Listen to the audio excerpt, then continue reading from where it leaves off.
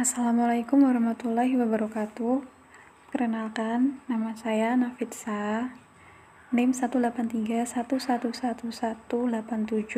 dari PAI 6E. Video ini dibuat untuk memenuhi mata kuliah micro teaching. Kali ini akan menggunakan RPP daring dengan mata pelajaran Sejarah Kebudayaan Islam kelas 11 Madrasah Aliyah. Langkah yang pertama yaitu memberi salam kepada anak-anak, lalu menanyakan kabar kepada anak-anak, dan tidak lupa untuk selalu mengingatkan protokol kesehatan COVID-19 karena sekarang masih masa pandemi. Sebelum memulai pelajaran, guru juga mengajak untuk berdoa terlebih dahulu dengan membaca Al-Fatihah. Setelah itu, guru menjelaskan tentang tujuan pembelajaran kali ini dan materi yang akan dipelajari hari ini itu apa.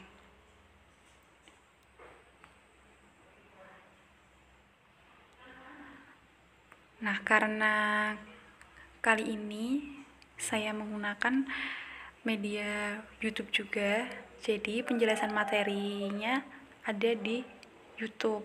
Nah, berikut ini adalah link YouTube-nya. Nah, guru meminta siswa untuk melihat video yang ada di YouTube, lalu mencatat poin-poin penting yang ada di sana. Kemudian, jika ada pertanyaan, bisa langsung ditanyakan ke grup. Dan ini adalah link video yang saya buat. Itu berupa video pembelajaran SKI, materi Sejarah Daulah Turki Utsmani kelas 11 MA.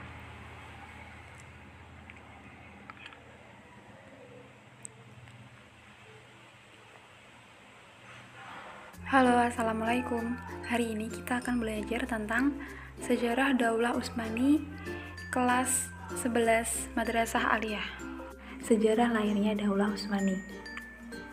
Daulah Utsmani berasal dari salah satu suku di Turki Barat, yaitu suku Kayi. Pemimpin suku Kayi ini bernama Sulaiman Shah. Setelah Sulaiman Shah meninggal, beliau digantikan oleh Ertugrul. Sulaiman Shah ini mempunyai 4 orang putra yang bernama Sankurtakin, Tokdar, Ertugrul, dan Dandan. Setelah meninggalnya Sulaiman Shah, kelompok besar keluarganya terbagi menjadi 2. Satu kelompok menginginkan kembali ke daerah asal dan satu kelompok lainnya melanjutkan ekspedisi ke wilayah Asia Kecil bersama Ertugrul dan Dandan. Yang kemudian Ertugrul diangkat sebagai pemimpin baru hingga akhirnya mereka menetap di Anatolia.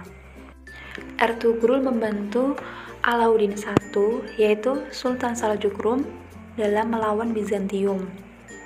Ertugrul dan para pengikutnya membantu pasukan Alauddin I hingga mencapai kemenangan.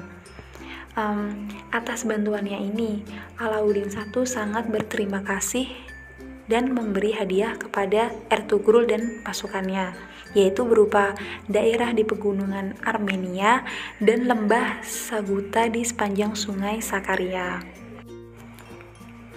Pada tahun 1288 Masehi, Ertugrul meninggal dunia. Kemudian digantikan oleh Utsman. Karena kesetiaan Utsman kepada Alauddin I, beliau diberi gelar Osman Bey dan diberikan daerah yang lebih luas serta dapat memakai mata uang sendiri. Bahkan namanya juga disebut dalam setiap khutbah Jumat. Pada tahun 1299 Masehi, Ghazan Khan dari Mongol menyerang Seljuk Rum. Tetapi serangan itu bisa digagalkan oleh Utsman. Tak berapa lama dari peristiwa itu, Sultan Alauddin meninggal dunia. Nah, sementara Sultan Alauddin ini tidak memiliki putra yang pantas menggantikan kedudukannya, maka peristiwa ini dimanfaatkan oleh Utsman untuk menyatakan diri sebagai Padishah Al-Utsmaniyah atau Raja Keluarga Utsman, yang juga mendapat dukungan dari rakyat. Nah, dengan demikian berdirilah Kerajaan Utsmani dengan ibu kota pertamanya di Quraisy atau Iskishiyar. Oke, yang selanjutnya adalah strategi dan kebijakan pemerintahan Daulah Utsmani. Ini pada tahun 1300 sampai 1400-an. Yang pertama yaitu ada Raja Utsman. Nah, Utsman ini menjadi sultan bergelar Padishah Al-Utsman atau Raja Keluarga Utsman. Beliau adalah seseorang yang pemberani, mukhlis, adil, dan bijaksana. Beliau juga menyerang perbatasan Bizantium dan menaklukkan Bruesa yang kemudian dijadikan sebagai ibu kota. Yang selanjutnya yaitu Orhan. Beliau berkuasa dari tahun 1326 sampai 1360 Masehi.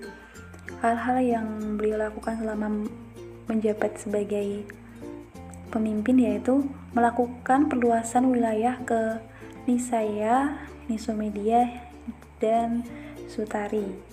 Lalu yang kedua, mendirikan angkatan militer yang kuat yaitu Janisari dengan bendera merah, gambar bulan sabit, dan pedang Zulfikar. Dan beliau juga membangun masjid dan akademi-akademi pengetahuan. Dan yang ketiga ada Murad I. Beliau berkuasa dari tahun 1360 sampai 1388 Masehi.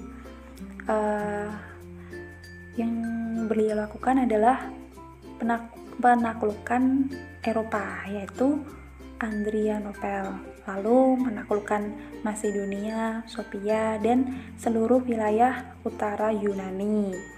Dan saat pemerintahannya ini, Adrianople diserang Raja Kurok V dari Serbia, lalu Raja Bosnia dan Sigismund dari Hongaria atas restu dari Paus Urbanus V. Dan yang selanjutnya ada Sultan Bayezid I. Beliau berkuasa mulai dari tahun 1389 sampai 1402 Masehi.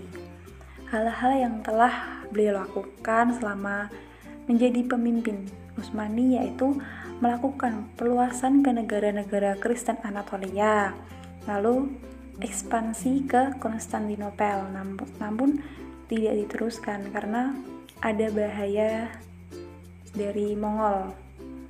Nah, kemudian Timur Leng menyerang, mereka bertempur di Ankara.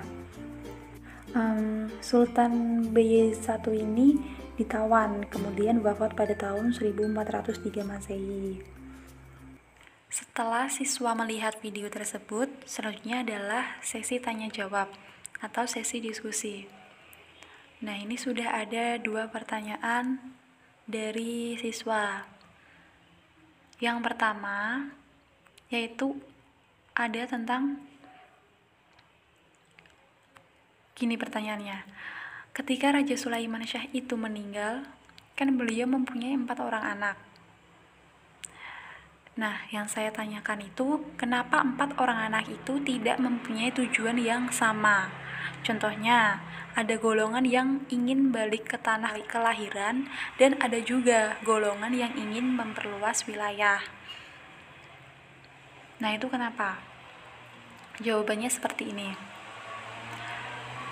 Jadi secara fitrahnya manusia ini kan mempunyai pemikiran yang berbeda-beda. Taruhlah kata Anda dan saya, pasti juga ada perbedaan pendapat.